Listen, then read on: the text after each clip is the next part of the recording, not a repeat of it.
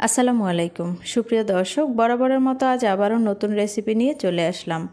আজ আমি আপনাদের সাথে শেয়ার করব মাত্র 1 কাপ ময়দা আর একটা ডিম দিয়ে ভীষণ মজার একটি নাস্তার রেসিপি। হাতের কাছে অল্প কিছু উপকরণ থাকলে কিন্তু এই নাস্তাটি বানিয়ে নিতে পারবেন। আর এই নাস্তাটি খেতে হয়েছে মাশাআল্লাহ অনেক বেশি মজার। উপরটা হয়েছে অনেক বেশি ক্রিস্পি আর ভিতরে তো পুরে ঠাসা। চাইলে কিন্তু একটু বেশি পরিমাণ বানিয়ে এই নাস্তাটি আপনারা ডিপ ফ্রিজে রেখে দিতে পারেন, জিপলক ব্যাগ কিংবা এয়ারটাইট বক্সে ভরে। এই নাস্তাটি কিন্তু বাচ্চাদের টিফিনে কিংবা বিকেলের নাস্তায়ও খেতে পারেন। আশা করছি আজকের রেসিপিটিও আপনাদের ভালো লাগবে। তো আর কথা না বাড়িয়ে চলুন মূল রেসিপি দেখে নেওয়া যাক। প্রথমে আমি একটি মিক্সিং বোলে নিয়ে নিয়েছি 1 কাপ আটা, চাইলে ময়দাও নিতে পারেন। দিয়ে দিয়েছি লবণ আর 1 টেবিল চামচ পরিমাণ সয়াবিন তেল। এখন আমি শুকনো উপকরণটা হাত দিয়ে খুব ভালোভাবে মিশিয়ে নিচ্ছি। শুকনো উপকরণটা মেশানো হয়ে গেছে। এবার আমি অল্প অল্প নর্মাল তাপমাত্রার পানি দিয়ে একটি ডো বানিয়ে নেব। তো আমি অল্প অল্প পানি দিয়ে ডোটা কিন্তু বানিয়ে নিয়েছি। এখন আমি হাতে সামান্য পরিমাণ সয়াবিন তেল মেখে ডোটার গায়ে খুব ভালোভাবে লাগিয়ে নিচ্ছি, যাতে ডোটা ড্রাই না হয়ে যায়। এবার আমি এটাকে ঢেকে রেস্টে রেখে দেব 15 মিনিটের জন্য। এখন আমি পুর বানিয়ে নেব। এর জন্য চুলায় প্যান বসিয়ে এর মাঝে দিয়ে দিচ্ছি 1 টেবিল চামচ পরিমাণ সয়াবিন তেল। দিয়ে দিচ্ছি 1/4 চা চামচ পরিমাণ আস্ত জিরা।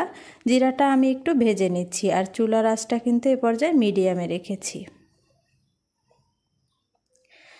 জিরা যখন কিছুটা ভেজে নেওয়া হয়ে গেছে, এবার এর মাঝে দিয়ে দিয়েছি 1 কাপ পরিমাণ পেঁয়াজ কুচি। এই নাস্তাটা বানাতে পেঁয়াজের পরিমাণটা একটু বেশি লাগে, তারপরেও কিন্তু নাস্তাটা খেতে অনেক বেশি মজা হয়েছে। এখন আমি নেড়েচেড়ে পেঁয়াজটাকে খুব ভালোভাবে ভেজে নিচ্ছি। আমি কিন্তু পেঁয়াজটা বাদামি কালার করে ভাজবো না, জাস্ট একটু সিদ্ধ হওয়া পর্যন্ত ভেজে নিয়েছি। এবার এর মাঝে দিয়ে দিয়েছি সামান্য পরিমাণ হলুদের গুঁড়া আর 1/2 চা চামচ পরিমাণ মরিচের গুঁড়া। দিয়ে আমি নেড়েচেড়ে মিশিয়ে নিয়েছি। এ পর্যায়ে দিয়ে দিয়েছি লবণ। লবণটা দিয়ে আমি আরও কিছুক্ষণ পেঁয়াজটাকে নেড়েচেড়ে জাল করে নিচ্ছি। এখন আমি পেঁয়াজটা প্যানের মাঝখান থেকে কিছুটা সরিয়ে এর মাঝে দিয়ে দিচ্ছি একটা ডিম। ডিমটাকে আমি আগেই ভেঙে বাটিতে নিয়ে নিয়েছি। তো এবার আমি ডিমটাকে এভাবে নেড়েচেড়ে ঝুরি ঝুরি করে ভেজে নিচ্ছি। এখন আমি পেঁয়াজের সাথে কিন্তু ডিমটা খুব ভালোভাবে মিশিয়ে নিয়েছি। আর এটা কিন্তু খুব বেশি সময় জাল করা যাবে না, তবে ডিমটা শক্ত হয়ে যাবে, তখন কিন্তু এই পুরটা খেতে একদমই ভালো লাগবে না। এবার এর মাঝে দিয়ে দিয়েছি কয়েকটি কাঁচামরিচ কুচি। ঝালটা কিন্তু আপনারা আপনাদের স্বাদ মতো দিতে পারেন। দিয়ে দিয়েছি ধনেপাতা কুচি আর দিয়ে দিয়েছি ম্যাগি মশলা। হাতের কাছে ম্যাগি মশলা না থাকলে ভাজা জিরা আর ধনিয়ার গুঁড়া দিলেও হবে। তো নেড়েচেড়ে এখন আমি পুরোটা চুলা থেকে নামিয়ে নিয়েছি। নামিয়ে পুরোপুরি ঠান্ডা করে নেব। আর আমি যে ডোটা রেস্টে রেখেছিলাম, দেখুন সেটা কিন্তু অনেকটাই সফট হয়ে গেছে। এবার আমি হাত দিয়ে খুব ভালোভাবে মথে নিয়ে এরকম রোলের শেপ দিয়ে এখন আমি এভাবে লেচি কেটে নিচ্ছি। লেচি কেটে আমি এভাবে ডো বানিয়ে নিচ্ছি। তো আমি সবগুলো ডো বানিয়ে নিয়েছি। একটা ডো রেখে বাকিগুলো আমি ঢাকনা দিয়ে ঢেকে একটা সাইডে রেখেছি। সামান্য পরিমাণ আটা ছিটিয়ে দিয়ে আমি এভাবে রুটি বেলে নিচ্ছি। যতটা সম্ভব পাতলা করে রুটিগুলো বেলে নিতে হবে। দেখেই বুঝতে পারছেন আমি কতটা পাতলা করে বেলেছি। আমি আরও একটি দেখিয়ে দিচ্ছি বেলে। তো সবগুলো রুটি কিন্তু আমি একইভাবে বেলে নিয়েছি।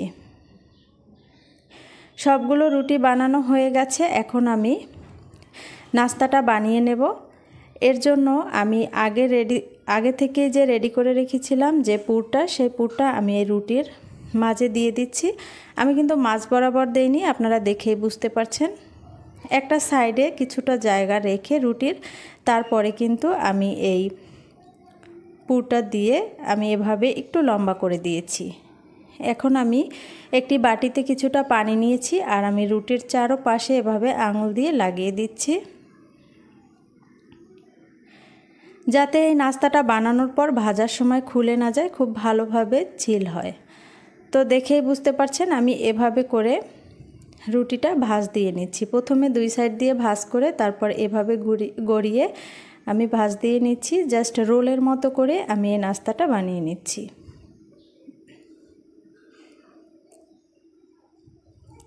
বলে দেওয়ার কিছুই নেই, আপনারা কিন্তু দেখেই বুঝতে পারছেন যে কত সহজভাবে এটা বানিয়ে নেওয়া যায়।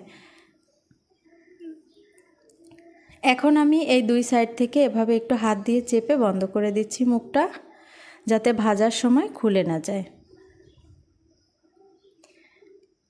আপনাদের বোঝার সুবিধার্থে আমি আরও একটি রোল তৈরি করে দেখিয়ে দিচ্ছি। আমি চারপাশে রুটির এভাবে পানি লাগিয়ে তারপরে দুই সাইড থেকে এভাবে রুটিটা এভাবে বন্ধ করে এভাবে ঘুরিয়ে রোলের মতো বানিয়ে নিয়েছি। সবগুলো রোল কিন্তু আমি একইভাবে বানিয়ে নিয়েছি। এবার ভাজার পালা। চুলায় একটি প্যান বসিয়ে এর মাঝে দিয়ে দিচ্ছি সয়াবিন তেল। খুব বেশি তেল দিতে হবে না, ডুবো তেলে ভাজবো না। তেলটা দিয়ে চুলার আঁচ মিডিয়াম লোয়ে রেখে এরপরে সবগুলো নাস্তা একে একে দিয়ে দিয়েছি। আর তেলটা কিন্তু হালকা গরম থাকা অবস্থায় নাস্তাটা দিতে হবে। তারপর চুলার আঁচ মিডিয়াম লোয়ে রেখে তারপরে ভেজে নিতে হবে, তাহলে কিন্তু উপরটা অনেক বেশি ক্রিস্পি হবে। তখন নাস্তাটা খেতেও কিন্তু অনেক বেশি ভালো লাগবে। আর চুলার আঁচ বাড়িয়ে যদি ভাজতে চান সেক্ষেত্রে কিন্তু উপরটা একদমই ক্রিস্পি হবে না। দেখুন সুন্দর কালার চলে এসেছে। এবার আমি চুলা থেকে একে একে নামিয়ে নিচ্ছি।